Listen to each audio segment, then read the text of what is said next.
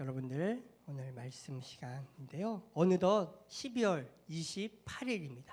2022년도 시작한 지가 불과 오래되지 않은 것 같은데 1년의 이제 마지막 일주일을 보내고 있고요. 또 오늘 밤을 생각한다면 딱 3일 정도 남았어요.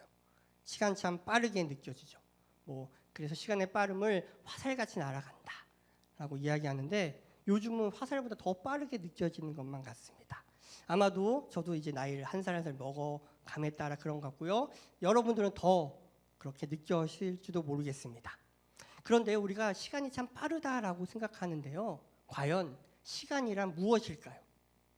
우리에게 너무나 익숙한 이 시간이라는 단어를 정의해야 한다면 어떻게 될까요? 시간이란 무엇인가? 여기에 대해서 어떤 물리학 교수, 그다음에 천체학 교수들 이렇게 과학하는 사람들이 모여서 강연하는 것을 제가 우연히 보게 되었는데요.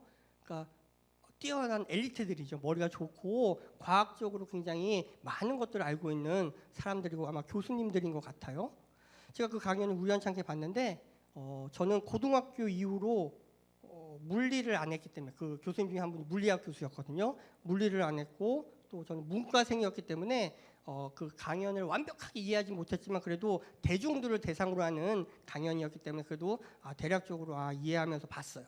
그런데 그 강의에서 그런 발표를 하고 맡았던 그 물리학 교수님이 요즘 대중적으로도 또 젊은 사람들한테 인기 있는 교수님이에요. 대학교 교수님인데 그 교수님이 하신다는 말이 물리학에서는 시간이란 무엇인가 라고 물었을 때 정확하게 시간을 정의하지 못한다라고 이야기하더라고요. 우리로서는 이해가 되지 않죠. 아니 시간을 왜 정의를 못해?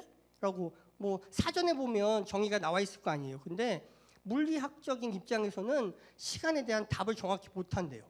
왜냐하면 시간에 대해서 이제 측정하는 것들이 계산하고 이런 것들이 우리가 생각하는 것과 다른 거죠. 물리학적인 관점에서 봤을 때 시간을 어떻게 정의할 수 없다고. 시간이란 모른다라고 이야기하더라고요. 그리고 그 강연 중에는 이런 부분도 있어요. 어떤 면에서는 시간이란 우리 기억 속에만 있다라고까지요. 그러니까 물리학 교수님답지 않은 표현이기도 한 것 같아요. 언뜻 보면. 아니 시간이 있는데 왜 시간을 모르고 또 시간은 우리 기억 속에서만 존재하지 실존한다라고 이야기할 수도 없다라고까지 이야기했을까요? 그래서 물리학적으로 막 이야기하기 앞서 여러 가지로 시간에 대해서 정의한 학자들과 그런 뛰어난 사람들이 있을 거예요. 그런 이야기를 막 소개는 해요. 소개는 하지만 자기가 왜 이 주제를 한다고 했는지 모르겠다. 너무 어렵다. 그래서 바로 전날까지도 어떻게 될지 모르겠다라고 그 SNS 계정에 자기 계정에 올리면 수많은 사람이 보거든요. 유명인인데 자기도 어떻게 될지 모르겠다. 향방을 알지 못하겠다라고 그렇게 올렸다 그러더라고요. 그 시간이라고 하면 물리학적인 관점에서 보면 시간은 속도와 중력의 영향을 받는다고 해요. 속도와 중력. 조금씩 어려워질 것 같죠? 여기까지만 할게요. 더 깊게 들어가면 여러분들도 시험에 들고 말하는 저도 제가 무슨 말하는지도 모르고 말할 수 있기 때문에 여기까지만 할게요. 아무튼 시간은 속도와 중력의 영향을 받는다. 잘 생각해보면 속도가 막 빠르면 그 시간 막 이렇게 되고 막 그런 게 나와요. 근데 시간이라는 게 참 묘한 게 우리가 오늘날은 몇 분 몇 초까지 정확하게 알잖아요. 그죠? 시계가 있고, 그죠? 저도 그래서 여러분 혹시나 궁금해하실까 말씀드리면 제가 꼭 앞에 찬양인도라든 설교라든 핸드폰 꼭 갖고 나와요. 그 이유가 뭐냐면 초를 보기 위함이에요. 초. 딱 정확하게 땡 할 때 시작하기 위해서. 그리고 땡 하고 끝내기 위해서. 이 초가 없으면 교회 본당의 시계는 분만 나오거든요. 이게 막 이제 정시가 됐는지 이제 1분이 넘어갈지 알 수가 없어요. 그래서 시간을 정확하게 맞추고자 하는 저의 노력으로 이 폰을 들고 다니니까 이해해 주세요. 왜 저 정 목사님은 왜 맨날 핸드폰 들고 다니까 그러신 마음이 있을 수 있겠는데 그런 의미예요. 제 손목시계도 좋은 시계인데 초까지는 안 나와요. 그래서 어쩔 수 없이 들고 다님을 미리 말씀드리고요. 오늘은 이렇게 초가 중요해요. 예배 때도 이렇게 초 단위로 막 끊어서 하는 경우 있어요. 큐시트를 막 짜서 막 큰 교회들 있잖아요. 되게 많은 인원이 투입되고 마치 어떤 방송국의 쇼처럼 1분 1초를 타타타닥 해갖고 큐시트를 짜는 그런 교회들도 많거든요, 요즘에는. 그러면 사실 굉장히 피곤해요. 일하는 사람 입장에서는 딱딱 맞아야 되니까. 감사하게도 우리 담임 목사님은 그 정도를 안 하시기 때문에 참 감사한 마음으로 섬기고 있습니다. 그런데요, 그렇게 1분 1초가 정확히 된 시대를 살고 있잖아요, 그죠? 그래서 우리는 누구와 만난다고 하면 몇 시, 몇 분에 만나자라고 이야기를 해요. 근데 그 전에는 불과 한 몇십 년 전까지만 해도 이제 막 시계가 막 대중화됐겠죠, 그죠? 그러면서 이제 사람들이 시계를 어떻게 보게 됐어요. 그때는 시간 단위로 보통 약속을 잡았을 거예요. 오늘날은 몇 분 딱 정확하지만 그 당시만 해도 뭐 몇 시에 보자, 그죠? 뭐 오후 12시에 보자, 뭐 3시에 보자 이런 식으로 약속을 했을 거란 말이죠. 너무 자세하게 몇 분 몇 초까지는 신경을 안 썼어요. 그리고 더 과거로 가서 농경사회, 산업화가 이루어지기 전에는 시계가 없잖아요, 그죠? 있어도 시계를 가진 사람은 권력자들만 갖고 있었어요. 그러니까 일반 사람들은 시간을 알 수 없었죠. 그러니까 시간을 안다는 건 권력을 갖고 있다는 그런 의미가 됐거든요. 그래서 농경사회에서 일반 사람들은 점심 먹을 때쯤 보자, 뭐 이렇게 약속 잡았겠죠. 배꼽 시계가 있으니까 꼴을 가면 점심 먹을 때 좀 보는 거예요. 그리고 또는 우리 점심 먹고 나서 오후에 보자. 해시계가 있으니까 대충 해가 정오에 있다가 좀 내려가면 이제 오후구나라고 해서 그렇게 약속을 잡았단 말이죠. 그러니까 불과 몇십 년, 몇백 년 사이에 굉장히 많은 시간에 대한 개념이 바뀌었어요. 시간을 활용하는 방법이 완전히 바뀌었고요. 오늘날에는 누구나가 시간에 대해서 소유할 수 있다라고까지 여겨지죠. 각자에게 다 시계가 있고 몇 분 몇 초까지 알 수 있으니까요. 오늘 성경에서도 이 시간에 대해서도 이야기하고 있어요. 1절 말씀입니다. 범사에 기한이 있고 천하 만사가 다 때가 있나니 라고요. 여기서 보면 기한 그리고 때가 바로 시간을 의미하는 단어예요. 전도서는 전도자라는 사람이 썼다고 알려지는데요. 그러니까 굉장히 지혜로운 사람이고 많은 것들을 누렸던 사람이에요. 그래서 우리 일반적으로 솔로몬이 썼다라고도 많이 알려져 있는데요. 아무튼 이 전도자가 범사에 기한이 있다. 그러니까 범사에 이런 정해진 시간이 있다라고 해요. 그러니까 모든 일에 기한이 있다라고 말하면서 하나님이 이 모든 것들을 삶의 모든 영역을 주장하고 계심을 나타내기 위해서 이런 표현을 쓴 거죠. 그러니까 모든 일은 하나님이 하시는 그런 시간 가운데서 정해지는 거예요. 하나님이 시간의 주인 되신다는 거고요. 우리 피조물들은, 우리 인간들은 그러니까 시간의 주인이신 하나님께 겸손한 마음으로 신뢰감을 가지고 나아가야 되는 것을 또 의미하고 있는 거예요. 근데 좀 더 구체적으로 살펴보면 기한이 있고 때가 있다라고 나와 있죠. 기한과 때. 우리의 삶은 그래서 아까 서두 이야기한 것처럼 시간과는 분리시켜서 생각할 수 없어요. 그죠? 모든 우리의 행위들은 시간과 연결되어 있고요. 또 하나님이 하시는 모든 일은 시간 속에서 이루어지죠. 우리는 시간에 그런 제약을 받는 존재란 말이에요. 그래서 이 기한이나 때는 다 시간, 기회를 표현하는 그런 일종의 같은 의미의 표현인데요. 성경은 이것을 약간 구분해서 사용해요. 여기 먼저 범사에 기한이 있고의 기한은 바로 기간이라는 의미가 강해요. 어떠한 기간. 그리고 때는 시점의 의미가 강한 그런 단어예요.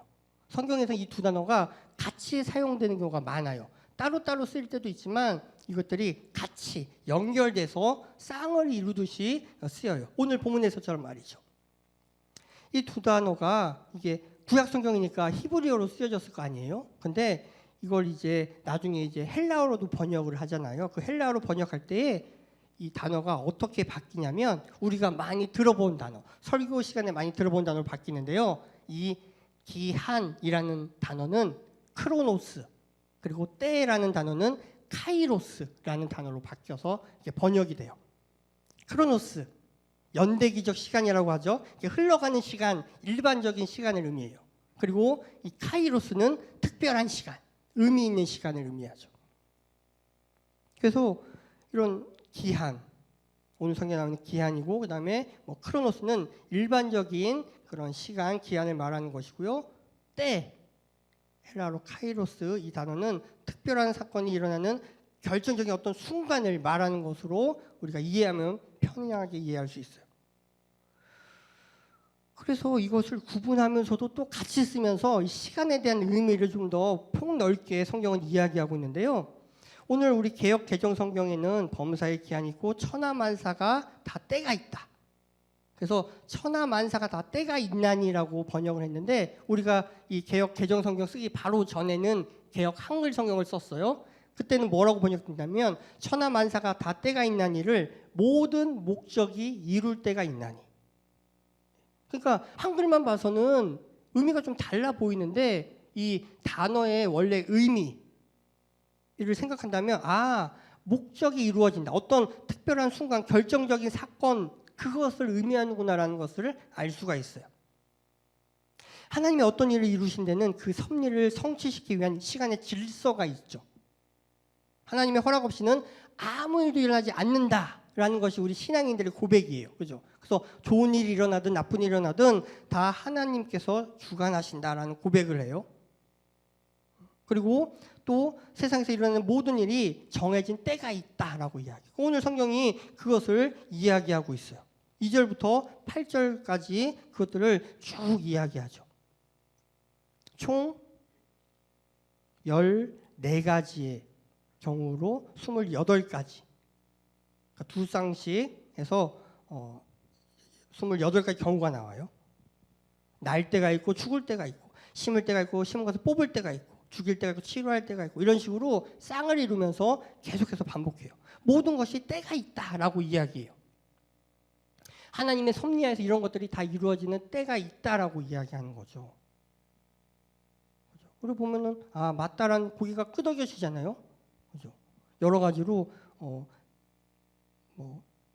사랑할 때가 있고 미워할 때가 있고 전쟁할 때가 있고 평화할 때가 있고 이런 식으로 다 때가 있는 거죠. 우리 인간이 그래서 무엇인가를 하려고 해도 바꿀 수 없는 부분이 있다는 거죠. 하나님이 정하시면 그대로 이루어진다는 거죠. 그 때가 있는 거예요. 하나님의 섭리 아래서 하나님의 뜻 안에서 이루어지는 것들. 근데 이런 것들이 한편으로는 하나님의 주권을 인정하면서 나아가서 좋은 반면 또 한편으로 생각하기에 따라서 그렇다면 과연 인간의 수고가 무슨 의미가 있지? 라는 생각까지 갈 수 있는 거죠. 그 말씀이 바로 9절 말씀이에요. 일하는 자가 그의 수고로 말미암아 무슨 이익이 있으랴. 하나님이 이렇게 때를 다 정하셨다면 우리 인간이 수고하고 노력하는 것이 과연 무슨 의미가 있냐라는 거예요. 수고해도 이익이 없다라는 말이죠. 그래서 새 번역은 9절 말씀을 이렇게 번역했어요. 사람이 애쓴다고 해서 이런 일에 무엇을 더 보탤 수 있는가? 인간이 더 보탤 수 있는 게 없다라는 거죠. 하나님이 정해진 대로 다 간다면. 공동번역 개정판 이렇게 번역했어요. 그러니 사람이 애써 수고하는 일이 무슨 소용이 있겠는가? 그러니 아무 소용 없다라는 거죠. 그래서 허무가 오는 거예요. 허무함. 전도서 말씀을 아시는 분은 아시겠지만 앞에 1장, 2장에 보면 헛되고 헛되니, 헛되고 헛되도다. 전도자가 말하잖아요. 내가 일평생을 쭉 살아보고 재산도 많아보고 뭐 여러 가지 뭐 아내도 많아보고 뭐 여러 가지 권력도 가져보고 다 해봤는데 인생이 헛되고 헛되니 헛되고 헛되도다라고요. 허무함을 느낀 거죠. 모든 것을 다 가져봤지만 경험해보고 소유했지만 헛되다라는 거예요. 그래서 우리가 읽은 3장 바로 앞에는 우리의 수고조차도 헛되다라고 이야기해요. 그래서 많은 사람들이 결국엔 허무감 때문에 어찌할 바를 모르죠. 그 허무감 때문에 결국 뭐 더욱더 강한 자극을 찾기 위해서 쾌락에도 빠지고 더 강한 걸 찾기 위해서 마약에도 손대고 그런 거죠. 그 허무감이 어찌할 바를 몰라요. 아무리 큰 성취를 이루고 아무리 좋은 것을 가져도 그 기쁨이 오래가지 못한다는 거예요. 그리고 곧 이내 허무감이 찾아오죠. 인생 뭐 있어? 인생 별거 없네. 결국 그러다가 자살을 선택하는 사람도 있는 거죠.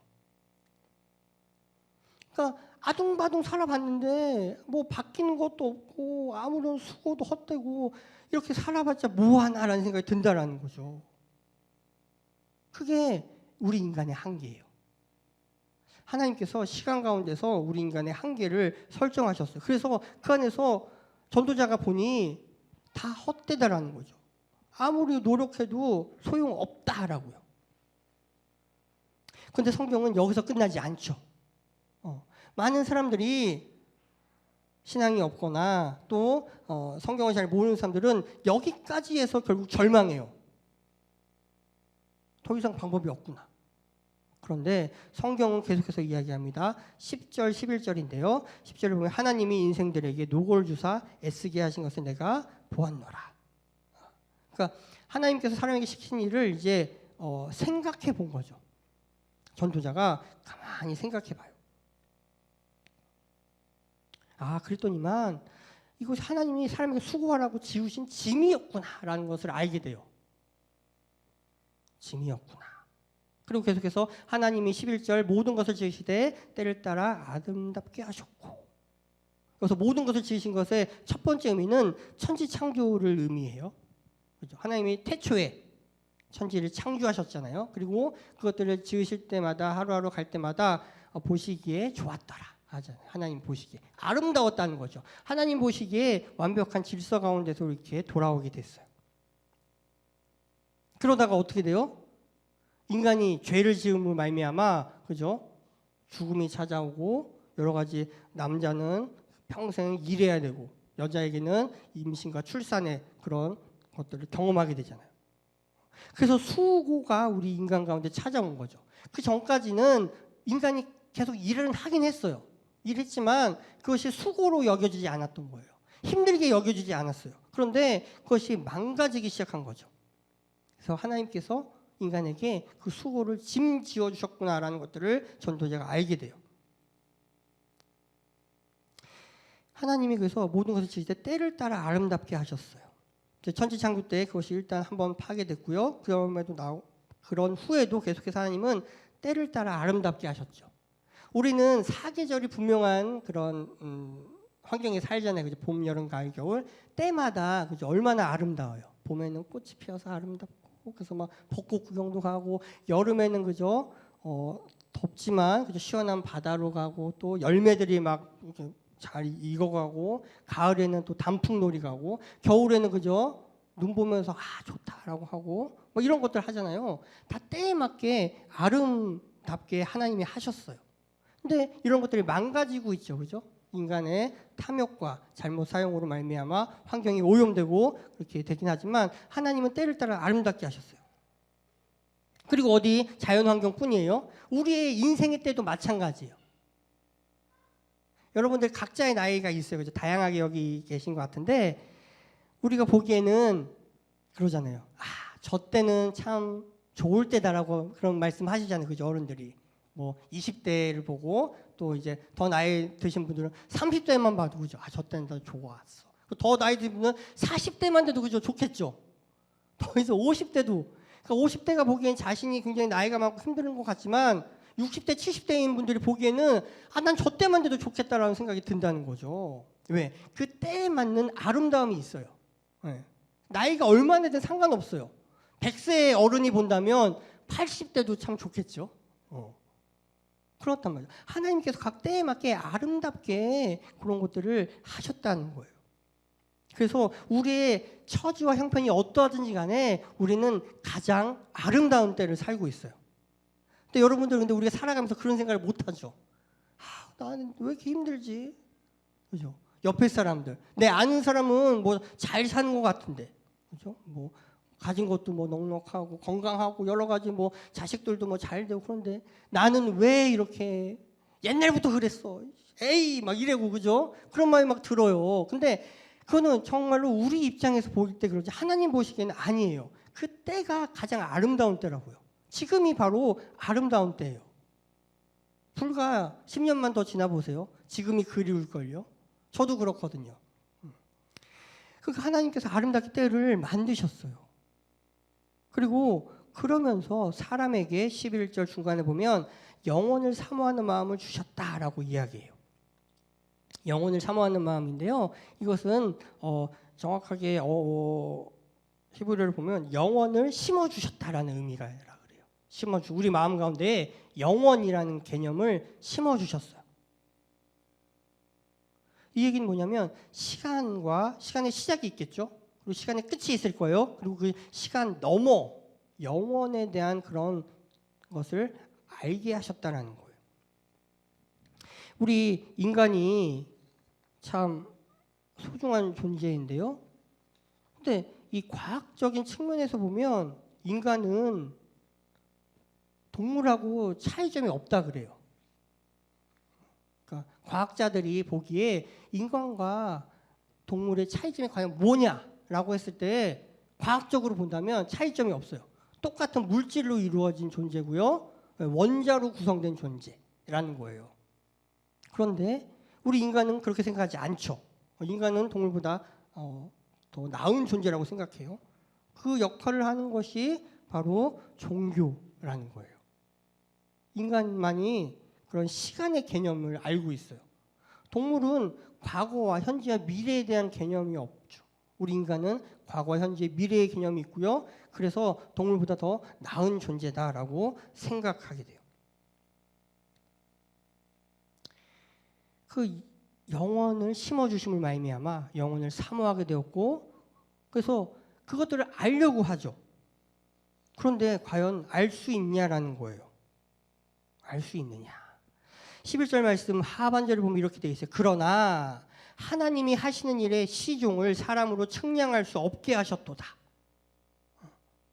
하나님이 영혼을 사모하는 마음, 영혼을 심어주셨지만 그러나 하나님의 그 일의 시작과 끝을 사람으로 측량할 수 없게 하셨다. 측량하다라는 말은 계산하다, 계측하다라는 그런 의미가 있지만 또 한편으로는 찾다, 발견하다라는 의미를 갖고 있어요. 그래서 하나님이 하시는 일의 시작과 끝을 사람으로는 계산할 수 없다, 또 발견할 수 없다, 찾을 수 없다라는 말이에요. 아까 설교 서두에 물리학에서 시간이 무엇인가라고 물었을 때 그 물리학 교수님이, 대학 교수님이 굉장히 힘겨워했던 이유는 그것들이 계산이 안 되기 때문이에요. 그래서 없다라고까지 말하기도 하고요. 발견할 수 없다라고 이야기한 거죠.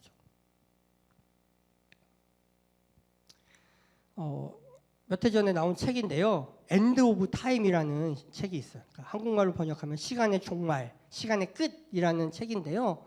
이것을 쓴 사람은 세계적인 물리학자 브라이언 그린이라는 사람이에요. 이 사람이 그의 책에서 이렇게 표현했어요. 제가 한번 읽어드릴 테니까 한번 들어보세요. 인간은 죽음을 아는 유일한 존재다. 그 외의 모든 생명체들도 늙기는 마찬가지지만 자신이 영원하다는 착각 속에서 살아가고 있다. 모든 종교와 과학 그리고 철학은 죽음을 극복하려는 몸부림에서 탄생한 것이다.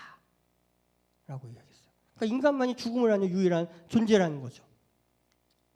죽을지도 모르고 살다가 죽는 게 그런 다른 생명체라면, 그러니까 생명체도 늙는 건 똑같은데 죽음을 인식하지 못하고 살다가 죽어버리는 거고, 우리 인간은 언제인지 모르지만 죽을 걸 아는 존재라는 거죠. 그래서 그 죽음을 극복하기 위해서 종교가 생겨났고, 또 인간적인 노력으로 극복하려고 과학이 생겨났고, 또 다른 편으로 지성적으로 막 접근해서 철학이 생겨났다는 거죠. 우리 인간은 이렇게 시간을 생각하면서 또 죽음을 생각하는 존재예요. 죽음이 굉장히 우리에겐 당연한 것 같지만 또 우리는 죽음과 상관없이 살아갈 때가 많죠. 당장 죽을 거라고 생각하지 못하고 살아가기도 해요. 그런데 사실 우리가 언제 죽을지는 알 수 없어요. 그리고 기독교는 특별히 생명을 또 많이 말하죠. 죽음도 말하지만 생명, 영생을 말하는 종교이기 때문에 우리가 죽음에 대해서 크게 뭐 장례식 때 아니면 묵상할 일이 별로 없지만 죽음은 굉장히 우리가 가까워요. 우주에는 생명이 거의 없다. 죽어있는 상태가 보편적인 것이다. 라고 그 물리학 교수님이 이야기해요. 생각해 보세요. 우주가 굉장히 크잖아요. 근데 생명이 거의 없어요. 지구에만 있어요. 지금 우리가 발견한 생명체가 지구 외에는 없죠. 그래서 계속 지금 또 화성에서 막 땅 파는 이유가, 땅 파면 그 안에 혹시 생명체에 뭐 바이러스 뭐 이런 거라도 있을까 해서 파고 있는 거예요. 생명체 발견하려고. 우주가 굉장히 넓어요. 우리는 태양계에 속해 있죠. 태양을 중심으로 지구가 막 돌아가요. 근데 이 태양계는 은하에 속해 있어요. 그죠? 우리가 과거에 은하계라고 말하는 그 은하에 속해 있고요. 은하는 은하단에 속해 있고요. 은하단은 초은하단에 속해 있고요. 초은하단은 메타갤럭시. 이게 점점 엄청 커져요. 그러니까 우리 인간이 뭐 상상 이상의 크기가 우주라고. 근데 거기에 생명체가 어디에만 있다? 아직까지 발견되기로는 지구에만 있다라는 거죠. 그래서 왜 뭐 외계인이 있을지도 몰라고 축축하는 게 우주가 너무 넓으니까 우리가 발견하지 못한 것뿐이지 않느냐라고 이야기하는 거예요, 사람들은. 그 넓은 우주 가운데서 생명이 없다는 건 결국 죽음이 충만하다는 거예요, 우주에. 충만한 죽음 가운데서 지구에만 생명체가 있고 거기서도 영원을 아는, 죽음을 아는 존재는 우리 인간밖에 없다라는 거예요. 하나님이 그렇게 만드셨다는 거 굉장히 놀라운 거예요. 영혼을 사모하는 그 마음을 심어주셨다는 것은 그런 의미가 있는 거예요. 하나님의 창조와 이 모든 질서는 정말 놀라운 거죠. 신앙생활 오래 할수록 사실 이것들이 너무나 많이 들어서 아무렇지도 않게 다가오지만 죽음이 우리가 더 가깝다고요. 원래는 우리는 생각하죠. 사는 게 더 가깝고 죽음은 어쩌다가 재수 없어서 찾아오거나 뭐 수명이 다 돼서 찾아오거나 그렇다고 생각하는데 아니요. 사는 게 기적이에요. 사는 게, 살아있는 게. 죽음이 온 우주상으로 봤을 때 죽는 것이 더 당연하다고요. 이걸 목사가 이야기한 게 아니라 물리학 교수님이 이야기해요. 죽음이 더 가깝다. 근데 심지어 이분은 무신론자예요. 무신론자인데도 뭐 이렇게 이야기하더라고요. 우주는 죽음으로 충만하고 그렇게 오히려 자연스럽다. 오히려 산다는 게 이상한 거예요라고 이야기하더라고요. 그 이상한 삶을 우리는 살아가고 있어요. 2022년도 그죠? 12개월가량 거의 다 살았고 마지막 이제 3일 남았죠. 우주라는 이 생명체가 존재하기 어려운 환경에서 우리는 태어나고 또 살아가며 또 언젠간 죽을 거예요. 그런 환경 가운데서 살아가고 있는 우리. 그 드문 생명체 중에서 인간이 있고요. 인간이 동물과 다른 점은 바로 과거와 미래를 생각하는 그 감각이 있다 없다라는 거죠. 그래서 하나님께서는 우리에게 역사의 수수께끼를 풀고 싶은 마음을 주셨다라고 공동번역 개혁정파는 설명해요. 여기 나와 있는 영혼을 사모하는 마음을 우리에게 주셨다라는 것을 역사의 수수께끼를 풀고 싶은 마음을 주셨다라고 번역을 했더라고요. 우리는 이것을 알고 싶어 하죠. 그래서 과학이 발달해서 막 추적해 봤지만 모르겠다. 측량할 수 없다. 계산할 수 없다라고 이야기한다는 거죠. 그 너머의 삶은 말해줄 수 없는 거죠. 알 수 없다라는 것이 인간의 지성의 한계예요. 그러나 성경은 마찬가지로 같은 걸 이야기하죠. 하나님이 하신 일의 시종을 사람으로 측량할 수 없게 하셨다. 이 말이 바로 그 말이라는 거죠. 우리 인간이 아무리 머리를 써도 그걸 알 수가 없다라는 거예요. 그러면 어떻게 하느냐? 그에 대한 답이 12절에 나옵니다. 사람들이 사는 동안에 기뻐하며 선을 행하는 것보다 더 나은 것이 없는 줄을 내가 알았고. 사람이 사는 동안에 그런 것들을 뭐 계산한다고 해서 나오지가 않으니까 그저 기뻐하며 살아라라고 이야기해요. 우리의 삶이 뭐 길어야 100년이고 짧으면 뭐 수십 년에 불과하잖아요. 근데 그때 기뻐하며 살아라라고 이야기하는 거죠. 그 머리 아픈 것에 생각하고 아니면 우리의 수고가 헛됨으로 말미암아 허무감에 정복당하는 것이 아니라 기뻐하며 살라는 거죠. 그러면 그 허무가 물러가게 된다는 거고요. 그 기쁨은 우리가 믿는 우리 주님으로 말미암아 우리에게 샘솟 일어나는 거죠. 그렇잖아요. 우리가 우리만 바라본다면 우리의 삶만 바라본다면 별로 기뻐할 일이 없어요. 그죠? 여러분들 주변을 보거나 여러분들 어렸을 때를 생각해 보세요. 어렸을 때는 웃음이 참 많죠. 뭘 해도 즐거워요. 기뻐요. 저희 집에도 애들이 이제 4살, 6살인데 뭐 조금만 지네끼리 얘기하면서 웃어요. 막 말도 이제 막 겨우 뗀 애들인데 막 지네끼리 막 얘기하면서 막 웃고 막 좋다고 막 난리예요. 그런 것들이 이제 나이가 들면서 좀 줄이다가 사춘기 때 완전히 싹 없어지죠. 그 전까지는 아이들이 잘 웃고 좋아해요. 그러다가 사춘기를 기점으로 생각이 많아지면서 이제 웃음이 이제 조금씩 사라지기 시작하고 어른이 되면 웃을 일이 없어요. 그죠? 여러분 생각해 보세요. 여러분들 뭐 그나마 교회 오면 사람들 만나고 인사하고 할 때는 좀 웃을 일이 있지만 찬양 부르면 또 이제 기쁘니까 웃을 일이 있지만 집에서 혼자 있을 때 웃을 일이 없어요. 그냥 멍하니 있고 오히려 막 근심과 걱정과 슬픔만 가득하잖아요, 인생이. 그래서 사람들이 막 웃기는 TV 프로그램 찾아보는 거잖아요, 그죠? 그렇게라도 웃으려고. 근데 그 웃기는 프로그램도 요즘 없어졌어요. 왜? 웃기기가 쉽지 않거든요. 사람들이 너무 막 슬픔에 가득 차 있고 또 웃기는 것도 한계가 있으니까 시청률이 잘 안 나고 그러니까 막 없어 보여. 그러니까 더 웃을 일이 없어. 그렇게 살다가 허무감에 빠진다고요. 그래서 성경은 사람들이 사는 동안에 기뻐하며 살아라라고 이야기하는 거예요. 하나님이 우리에게 기쁨을 주셨어요. 성령의 열매 가운데 하나는 희락, 그죠? 성령 충만하면 기쁨이 샘솟아요. 그래서 그러니까 기뻐하고 웃음이 많은 사람이 모두 성령 충만한 사람은 아니지만 성령 충만한 사람은 기쁨이 넘치고 웃음이 많은 사람이에요. 그건 맞아요. 잘 생각해 보세요. 기뻐하고 웃음이 많은 사람이 다 성령 충만한 사람은 아니에요. 하지만 성령 충만한 사람은 기뻐하고 웃음이 많아요. 그 안에서 샘솟기 때문이죠. 오늘 성경 전도자는 그걸 이야기하고 있는 거예요. 기뻐하며 살아라. 그리고 선을 행하는 것보다 더 나은 것이 없는 줄을 내가 알았고 선을 행하면서 살아라는 거죠. 두 가지가 필요하다는 거예요. 기뻐하며 사는 것과 선을 행하며 사는 것. 나만을 위해 사는 것이 아니라 다른 사람을 위해서 기뻐하며 선을 행하며 살라는 거죠. 여러분들, 설교 제목이 뭐였죠? 기억나시나요? 제가 설교 제목을 잡을 때 내 인생 마지막 3일이라고 잡았어요. 잡아놓고 사실 후회는 좀 했어요. 이게 주보에 들어가야 되니까 본문하고 제목하고 이렇게 나왔는데 또 설교 준비하다 보면 이게 또 바뀔 때가 있거든요. 내가 처음에 생각했던 것과 다른 방향으로 이제 설교문이 써질 때가 있어요. 그래서 사실 구체적으로 안 잡는 게 이게 안전한 방법이에요. 이렇게 뭔가 내 인생 마지막 3일 잡아버리면 이게 좀 힘들어지거든요. 그런데 자꾸 처음에는 후회를 했어요. 아, 이거 잘못 잡았다. 그냥 무난하게 할 걸. 제목을 왜 내가 이렇게 잡았을까 했는데 이렇게 보면서 생각드는 생각이 우리가 살아가는데 이제 12월 28일 3일 남았잖아요. 3일. 근데 우리는 막연하게 이렇게 생각해요. 3일 지나면 2023년이 온다. 그죠? 2024년 내가 뭘 한다라고 또 생각을 막 해요. 근데 어쩌면 그날이 안 올 수도 있잖아요. 그죠? 사람 일은 모르는 거니까 시종을 사람으로 측량할 수 없게 하셨다고요. 바라기는 물론 다 2023년을 맞이했으면 좋겠어요. 우리 송구영신 예배 드리면서 우리 진짜 은혜롭게 맞이할 거예요. 그죠?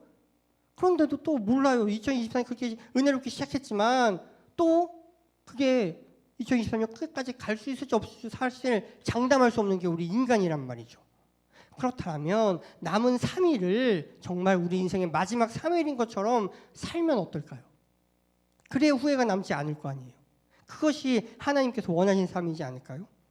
여러분에게 만약에 딱 3일만 주어졌다고 생각해 보세요. 한번 상상해 보세요. 3일 주어졌으면 여러분들은 무엇을 하시겠습니까? 아마 설교 제목 보시면서 보신 분들은 좀 생각하시지 않았겠어요? 내 인생 마지막 3일이라면 무엇을 할까? 사람들은 그래서 왜 버킷리스트라는 걸 만들어요. 죽기 전에 꼭 해야 될 일 뭐 10가지, 뭐 50가지, 100가지 막 만들어서 이것도 하고 저것도 하고 막 이렇게 생각을 하잖아요. 그래서 저도 한번 생각해 봤어요. 깊게 생각 못하고 대략적으로 생각해 봤을 때 3일 남았으니까 하루는 나를 위해서 한번 써볼까? 여태까지 내가 하고 싶은 것 중에 못한 거 있다면 뭐 하루밖에 안 되지만 할 수 있으면 해보고 이틀 두 번째 날은 다른 사람들을 위해서 써야겠다. 그러니까 나를 위해서 쓰는 거는 기뻐하는 것과 관련 있는 거. 오늘 말씀에 따르면 기뻐하면서 사는 것, 나를 위해서 쓰면 기뻐할 수 있고요. 그 다음에 다른 사람을 위해서 이튿날을 쓰는 거, 둘째 날 선을 행하는 거죠. 누군가에게 무엇인가를 만나거나 뭐 사주거나 해주거나 뭐 시간을 함께하고 뭐 이런 것들. 그리고 마지막 세 번째 날은 뭘 할까요? 주님을 위하여 쓰는 거죠. 우리 믿는 사람은 마지막 때를 맞아서 또 주를 위하여 우리가 무엇인가를 할 수 있겠죠. 주님께서 내 안에 주시는 그런 마음의 소원을 뭔가 주셔서 할 수도 있겠고요. 또 원하시는 것들 어떤 뭐 거룩한 일, 경건한 일을 할 수도 있겠고요. 뭐 예배를 드릴 수도 있겠고요. 뭐 여러 가지 것들. 아니면 주님께서 하라시는 것, 주님께서 말씀하신 것을 하면 되는 거예요. 그렇게 살면 어떨까 한번 생각해 봤어요. 여러분들은 어떠십니까? 한번 생각해 보세요. 기도하시면서 또 돌아가셔서 한번 생각해 보세요. 우리가 이제 3일 남았는데 2022년 3일을 보내면서 정말 마지막인 것처럼 살아간다면 어떻게 될까? 일의 시종을 사람을 측량할 수 없게 하셨으니 우리는 날마다의 삶을 최선을 다해야겠죠. 그래야 허무에 굴복되지 않고 우리의 모든 수고가 헛됨으로 끝나는 것이 아니라 우리에게는 기쁨이요 사람들에게는 선이며 하나님의 뜻을 이루어드리는 하나님께서 기뻐하시는 그런 인생들이 될 거예요. 엘리자베스 큐블러 로스라는 사람은 그의 책 인생 수업에서 이렇게 이야기했어요.